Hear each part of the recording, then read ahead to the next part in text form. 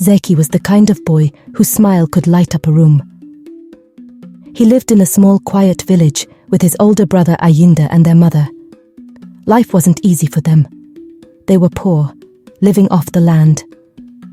But no matter how tough life got, Zeki never stopped dreaming. From the moment he could talk, Zeki wanted to be a musician, a famous one. Every day he sang at the market with his little wooden drum, hoping for a few coins and dreaming of playing for kings and queens in distant lands. What Zeki didn't know was that his biggest dream would lead him to dangerous places. His path would cross with people who promised him the world, but those promises were not free. One afternoon, Zeki was at his usual spot in the village market, singing and playing his drum for anyone who would listen. Most people were too busy to stop, but a few would pause, dropping a coin into his bowl before hurrying on their way. Suddenly, something unexpected happened. A crowd had gathered near the village square, buzzing with excitement. Word spread quickly. One of the greatest musicians in the land, a man named Malomo, had arrived to perform at the court of the village's chief. Malomo was famous far and wide for his talent, and Zeki could barely contain his excitement. He rushed toward the crowd, weaving through the people until he had a clear view. Malomo was everything Zeki had imagined: tall, confident, and surrounded by an air of importance. He played an instrument Zeki had never seen before, producing sounds so beautiful that it seemed to enchant everyone who heard it.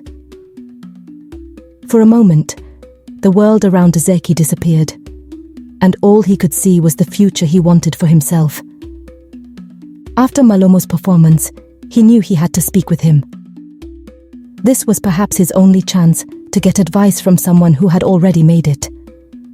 He waited patiently as the crowd began to disperse and approached the famous musician. "Malomo, my name is Zeki, and I'm your biggest fan. I want to be just like you. I want to be the greatest musician the world has ever known." Malomo looked down at him and said, "Show me what you can do." Zeki took his drum and began delivering the best performance of his life. He sang and danced like he never had before. At the end of the improvised show, Malomo started clapping, a slow smile spreading across his face. "You're talented, Zeki. You could become a great musician. But how much do you want it?" Malomo asked. Zeki replied that it was his ultimate dream, and he wanted it more than anything. Malomo studied the young boy for a moment before speaking again. "There's someone who can help you make that dream come true, as he helped me. His name is Adenisi, but everyone knows him as the Golden Prince, or GP. You've probably heard of him. He's extremely powerful and rich. If you want to be great, he can give you everything. But he only chooses a few. I can introduce him to you, but I don't promise he'll help." Zeki was so excited. This was it, his chance to become someone important. They agreed to meet at the village square the following night to go meet GP. Zeki rushed home that evening, barely able to contain his excitement. As soon as he entered their small hut, he told his mother and his brother everything. He spoke quickly, describing his meeting with Malomo and the promise of the Golden Prince. His mother's face grew pale as she listened. The name Golden Prince was one she had heard before. Whispers in the village spoke of people who had gone to his giant house and never returned the same. Some said they lost their souls. His mother was shaking in fear and said, "You can't go there, my little boy. I've heard stories. People who go to the Golden Prince's house lose something. They may come back, but they're never the same. This place is bad, boy. This place is bad, boy. Please don't go." His brother agreed. "Listen to Mama. This world is filled with people who use the dreams of the naive to do very bad things." But Zeki was too excited to listen. To him, they were just stories, so he pretended to agree just to end the conversation. The next day, Zeki was anxious and pensive. He had a few hours left to decide what to do. He met his brother Ayinde, at their usual spot on top of the hill to watch the sunset while chatting. Spending time with Ayinde was his favorite moment of the day. But for a second, he noticed how worn out and exhausted his brother was. Zeki realized that he didn't want Ayinde's life. Yes, he loved their house. Yes, he loved his family, and yes, he liked the food. But that life was not for him. He didn't want to spend his days working in the fields, covered in dirt, like his brother. He wanted music, fame, and a life beyond their little village. That night, long after his family had fallen asleep, Zeki left a small note for his brother, explaining that he was going to follow his dream. He sneaked out of the house and met Malomo at the village square.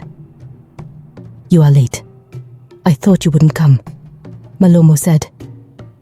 They began the long journey to the Golden Prince's giant house. As he approached the house, Zeki was mesmerized by its size and grandeur. The walls were made of stone, but the gates were made of gold, shining in the moonlight. It was even more magnificent than the chief's palace in his village. The gates opened for them, and as Zeki stepped inside, a woman with a kind smile greeted him, offering him a drink from a silver tray. He tried to ask what the drink was, but the woman didn't answer. Zeki hesitated for a moment, but his excitement was too great to resist. He took the drink and swallowed it down. A warm, happy feeling spread through him, and for a moment, all of his worries disappeared. Zeki followed the woman through the house. Everywhere he looked, there was more gold. Even the furniture sparkled with gold.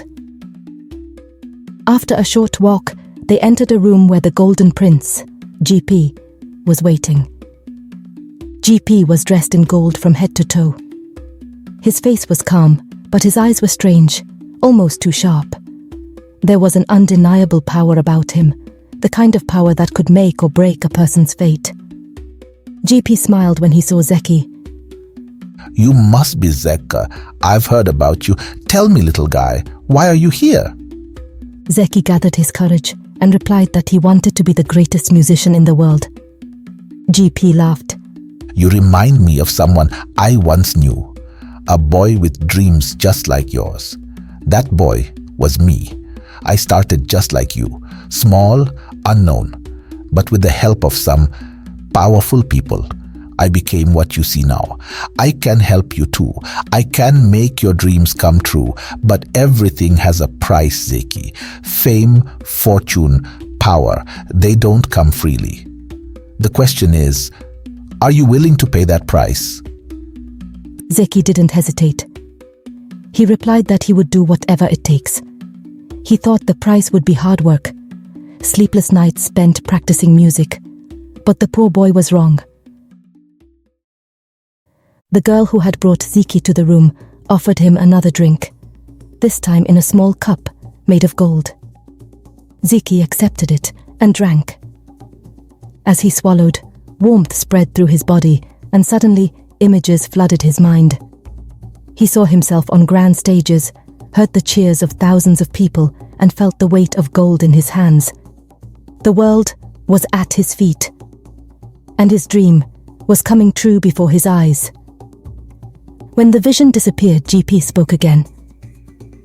"What you saw is what we can make you become. Now, it's up to you." He handed Zeki a contract to sign.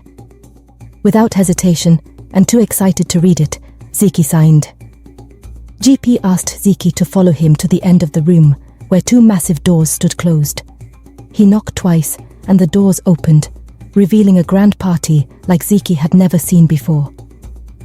The air was thick with music, laughter, and at its center were the people. But something was off. Everyone in the room wore masks, some glowing green, others a deep red. Their faces were completely hidden, but Zeki could sense their power. GP said, "The people wearing the green masks are those who stood where you stand now. They are painters, singers, musicians, and more. When you are officially one of us, you'll have the privilege of seeing their faces." But Zeki's eyes were captivated by the people wearing red masks. They stood in small groups, silent and still, watching the party with a sense of detachment. Their masks were more elaborate than the green ones, making them even more mysterious. "Who are they?" Zeki asked. GP's smile faded slightly. The red masks are the masterminds behind every successful person that you see here. They are more powerful than you can imagine, but you will never see their faces. Zeki felt a chill run down his spine. The red masks didn't move, didn't speak. It was as if they were waiting for something. Then, GP asked Zeki to sing a song for the crowd. Once again, Zeki gave the best performance of his life. Everyone cheered and danced with their masks on, their identities hidden. The whole situation felt strange, but Zeki didn't care. He thought, "This is probably how famous people act." One of the red masks gave a thumbs up, and GP led Zeki toward a massive mirror at the far end of the room. The frame was made of gold, and many strange signs were drawn on it. The red masks began to move, forming a circle around the mirror. Their silent presence was unsettling, but Zeki had no time to think about it. He stood in the center of the circle, staring directly into the mirror. GP said, "This is where your journey truly begins. The mirror will reveal your deepest desire, and in exchange, it will take something from you. But don't worry, it's nothing you'll miss." Zeki stared at his reflection as GP raised a golden scepter and tapped it against the floor. Suddenly, a strange pulsing light coming from the mirror filled the room, and Zeki felt something being pulled from his chest. The moment was brief, but powerful. And when it ended, Zeki collapsed to the ground, gasping for breath. The room started spinning around him, and suddenly, everything went dark. When Zeki opened his eyes again, he barely remembered what had happened.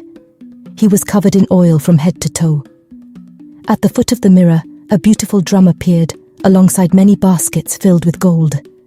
The red masks began to move one by one to take a basket, and they walked away, in silence. GP helped Zeki stand up and handed him the new drum. "This instrument will bring you fame and fortune. Use it every time you sing. But remember, Zeki, you must return here whenever we ask you to. You will play your part in this game. And never forget, you can never speak of what happens here. Never ever. If you do, you will regret it." Zeki's head was still spinning. The party continued around him, but he no longer felt part of it. He sat quietly, watching the green masks do strange things, but none of it mattered. The emptiness inside him was growing, and he couldn't remember exactly what just happened. After the party was over, Zeki returned to his village. He walked through the market, picked up his new drum, and began to sing, just as he had done every day before. But today, something was different. His voice flowed effortlessly, and the music seemed to captivate everyone around him. People gathered, listening to him in awe, unable to take their eyes off him. Zeki smiled. This was the recognition he had always dreamed of. Before he had even finished his song, the crowd erupted in applause. He returned home that evening, exhausted but excited to tell his family about his success. His brother, Ayinde, met him at the door, looking extremely worried. "Where were you? We've been looking for you for 5 days." Zeki was shocked. He thought he'd only been gone for one night. They entered the house, but Zeki didn't recognize it. His mother had prepared his favorite meal, her special spicy rice. But when Zeki sat down to eat, the food tasted like nothing. It seemed like the happiness he once felt had started disappearing, taken by the mirror in exchange for the drum. His family tried to find out what had happened, but Zeki stayed silent. The days passed quickly after that. Zeki sang for the village chief, and soon thousands of people from nearby villages came to listen to him. Girls were fighting for him. Some people were sleeping in front of his house, hoping to see their idol. His fame was growing, just as he had hoped, but the invitations from the Golden Prince kept coming, and Zeki had to return to the giant house at least once a month. Each time, he had to go through the same process: drinking the strange liquid, attending the extravagant parties, standing in front of the mirror and waking up covered with oil. Every time, a new instrument appeared for him and more baskets of gold for the red masks. But every time Zeki felt more and more empty despite his growing success. He could no longer remember his happy childhood memories, his friends, and even the voice of his mother was not bringing him any joy. Worse, Zeki became extremely irritable. He turned crazy over small things, broke objects in the house, and was always starting a fight with others in the village. The nice and happy boy that everyone knew before was slowly turning into an uncontrollable lunatic, and no one could understand what was going on. One day, Zeki and Ayinde were sitting at their favorite spot, watching the sunset together. Ayinde took the opportunity to start a deep discussion with his brother. He noticed how his brother had changed and wanted to know what was going on. "You've been different lately," Ayinde said. "Is everything okay? You can tell me, Zeki." Zeki wanted to share everything, but he was scared. He remembered GP's warning: never speak of what happens here. Ayinde realized that Zeki was hesitating, so he said, "If you're scared, you can tell me. I'm your brother. I will protect you through everything, I swear." When he heard this sentence, Zeki broke down in tears, unable to hold it in any longer. He told his brother everything: the mirror, the drink, the parties, the red masks. He didn't leave out a single detail. But he begged Ayinde not to tell anyone. "I'm afraid they'll hurt me," Zeki said, wiping his tears. Ayinde looked at him worried. "Is the fame worth the suffering? Are you happier now that you're living your dream?" Zeki shook his head. He knew deep down that the answer was no.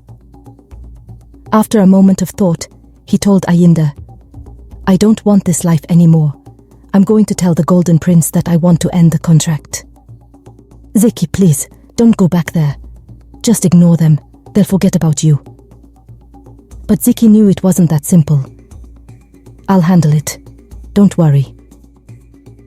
That same night, Zeki left for the giant house of the Golden Prince, determined to get his freedom back. Weeks passed, and Zeki still hadn't returned home. Ayinde was extremely worried and couldn't sleep at night. He remembered everything his brother told him. He also had many questions in his head about the red masks. They were the powerful people who controlled everything in the Golden Prince's world. They were the ones receiving the baskets of gold, collecting wealth and power at the expense of people like Zeki. But who were they? Why did they hide behind masks? Ayinde couldn't wait any longer. He had to take action. He tracked down Malomo, the musician who had lured Zeki to the Golden Prince. One night, pretending to be a fan, Ayinde approached him, then knocked him out and kidnapped him. He then forced Malomo to take him to the giant house, threatening him with a dagger. Malomo agreed, and that night, he led Ayinde to the Golden Prince's giant house. As they approached, the grandeur and beauty of the place struck Ayinde, but Ayinde wasn't impressed. He knew what lay beneath the surface. Before entering, Ayinde told Malomo, "We'll enter together and you'll act like I'm your friend. I have a hidden dagger, so if you try to scream or run, I won't hesitate to use it." Malomo was terrified, so he agreed. The two passed through the guards, who gave them a green mask each and offered the suspicious drink. Ayinde pretended to drink, but when no one was looking, he spat the liquid into a flower pot. The plant died instantly. Ayinde followed Malomo deeper into the house until they reached the grand hall where the party was already in full swing. The room was filled with people wearing green and red masks, just as Zeki had described. Ayinde's eyes quickly landed on some of the golden cages along the walls. His heart dropped when he saw Zeki inside one of them, sitting quietly, pale and with empty eyes. He looked like a zombie. They kidnapped Zeki and locked him in a cage, right in front of everyone present at the party. He wasn't hidden at all. Every person at the party knew what was happening, but no one said a word, and no one tried to help his brother. Without thinking, Ayinde rushed to the cage and tried to break the lock. The room fell silent, and everyone turned to watch him. Realizing he couldn't free his brother, Ayinde grabbed his dagger and threatened the crowd. "I know what you're doing here. My brother told me everything. I'm here to stop this nonsense. All I ask is that you free him now." The Golden Prince laughed. You think you can stop me? Do you even know who you're dealing with? Without hesitation, Ayinde grabbed one of the red masks and held his dagger to his throat. The room gasped. "Free my brother now, or this one dies." 4 guards appeared, rushing toward Ayinde. In the panic and confusion, Ayinde swung his dagger, causing him to seriously wound on the neck the red mask he held hostage. The guards grabbed Ayinde, pulling him away from the cage and restraining him. As he was dragged out of the room, Ayinde locked eyes with Zeki one last time. His brother looked back at him, confused and lost, as if he couldn't understand what was happening. "I'll come back to save you, Zeki. I promise I'll save you." Once they were out of the hall, Ayinde fought violently with the guards. Miraculously, he managed to break free, fighting with every ounce of strength he had left, and escape the giant house. He ran back to the village in the middle of the night. When he got home, he was extremely anxious and started thinking about a new plan to free his brother. But what he didn't know was that it was already too late. The next morning, a fisherman found someone floating in the river. He alerted the entire village, and with great sadness, they all recognized Zeki, lifeless. Ayinde's scream echoed through the valley as he held his brother in his arms. He was devastated. For everyone in the village, Zeki had accidentally drowned, but Ayinde and his mother knew the real truth. When Ayinde buried Zeki, he promised himself that he would bring down the Golden Prince and expose the truth behind the red masks. He would reveal their identities to the world and make them pay for what they had done to his brother. But what he didn't know was that the truth about the Golden Prince, the red masks, and the mirror was far more dangerous than he could imagine. His brother was definitely not the first nor the last victim of their trap. If you are enjoying the story, don't forget to like and subscribe. Also, drop your theories about GP, the red masks, and the mirror in the comments. Ayinde had been restless ever since his brother was found in the river. At first, he tried to tell people what had really happened. He warned them about GP and what was happening at his giant house. But no one believed him. Instead, whispers began spreading around the village. People started saying that Ayinde had lost his mind. Some even believed he was making up stories because he couldn't cope with his brother's death. Everywhere he went, he could hear the rumors. "Poor Ayinde, he's gone crazy," they'd say. Grief must have gotten to him. And the more he talked, the more people doubted him. His frustration grew, but he couldn't give up. He had to make someone listen. One day, Ayinde decided to go straight to the village chief, the most powerful man in the village. He figured if anyone could do something against GP, it was him. When they met, Ayinde spoke passionately, explaining how Zeki had gone to GP's house and how he never returned the same. He talked about the red masks and how they had something to do with Zeki's death. But as Ayinde was talking, something caught his eye. The chief was wearing a high-collared robe, but as he shifted in his seat, Ayinde noticed a fresh scar on his neck. Right where the red mask he had injured had been wounded during his attempt to rescue Zeki. At that moment, a cold realization hit Ayinde. The village chief was one of the red masks, the very people responsible for Zeki's death. The chief gave him a strange, almost passive-aggressive smile. He leaned in and said, "Ayinde, I think you should be careful with your words. You wouldn't want to create problems for yourself or your mother. Sometimes it's best to let the past stay buried." Ayinde's blood ran cold. He realized that the chief wasn't just part of it. He was protecting GP. And if the chief was involved, Ayinde knew he couldn't trust anyone in the village anymore. But he wasn't going to give up. He couldn't let his brother's death go unanswered. So he decided to investigate on his own. He began traveling to nearby villages, seeking out stories of people who had disappeared under mysterious circumstances, young men and women who had dreams of fame but were never seen again. Everywhere he went, he heard similar stories. Mothers who had lost sons or daughters. Families who didn't know what had happened to their loved ones. But they were all afraid to talk. Some gave Ayinde vague answers, while others told him to stop asking questions. The fear in their eyes was undeniable. They knew about the Golden Prince, but they were terrified of the consequences of speaking up. Ayinde kept a notebook, writing down every story he heard, every name, and every detail. He was building a list and gathering proofs. It wasn't just his brother. There were countless victims, and they were all tied to the same place, GP's house.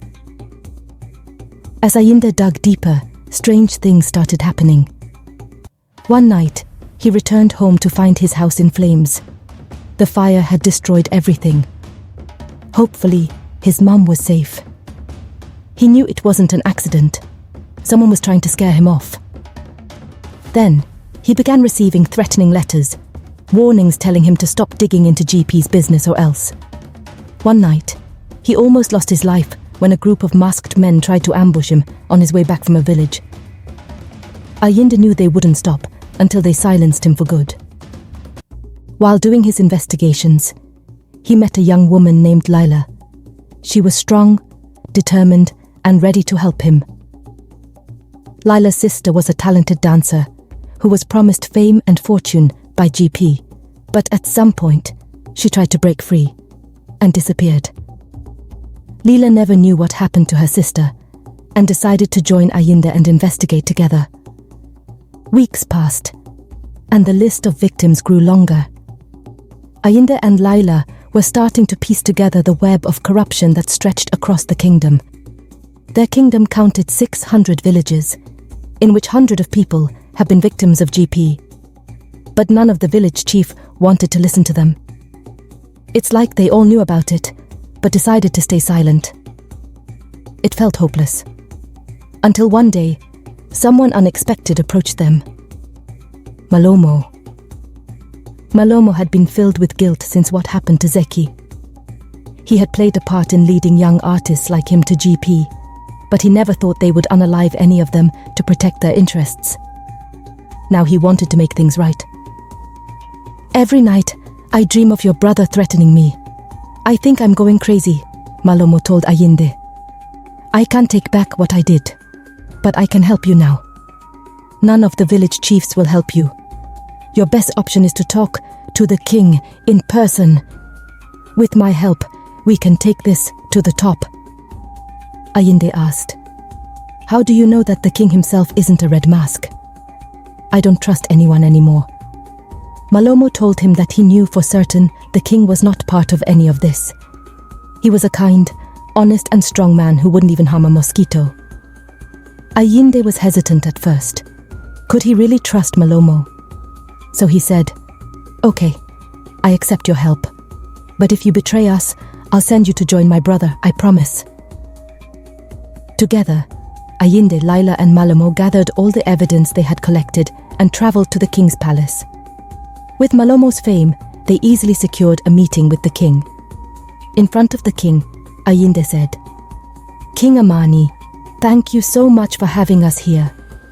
You are a good person, a good king, but something sinister is happening in your kingdom, and you don't seem to know about it because some powerful people are keeping it secret. You need to know, and you need to help."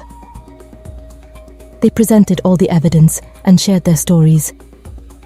The king listened carefully, examining the evidence. Ayinde could see the shock in his eyes. King Amani looked at Malomo and said, "I've known you for so long. You've played for me so many times. Is it true? Are you part of this?" Malomo looked ashamed and he confessed everything to the king, confirming what Laila and Ayinde had said. The king was furious, but he knew this couldn't be handled publicly. It had to be dealt with quietly and efficiently. He ordered a secret military operation to take down GP and the Red Masks. The plan was kept secret and carefully executed. One night, the king's army stormed GP's house. Within hours, GP and everyone at the party were arrested. The worst part was that they found several missing people, kidnapped and imprisoned in secret rooms under GP's house. Laila's sister was one of them, and she was the happiest person on earth to be free. But the real shock came when the identities of the Red Masks were revealed. They weren't just random powerful people. They included some of the kingdom's elite, including the chief of Ayinde's village, high-ranking officials, and even 2 of the king's own sons. The king was furious. His own family had been involved in something so evil, right under his nose. News of their arrests spread quickly, and the people were horrified to learn that so many powerful people were doing such terrible actions. GP and everyone else involved were imprisoned for life, and the mirror was destroyed, shattered into small pieces, and buried so that no one else could access its power. In the end, Ayinde became a hero. The people who once thought he was crazy now saw him as the brave young man who had stood up against a powerful and corrupt system. Laila stayed by his side, and together they began to rebuild their lives. If this story accidentally reminds you of any real-world experiences, let us know in the comments. Remember to like, subscribe, and share. Until next time, take care and keep the stories alive.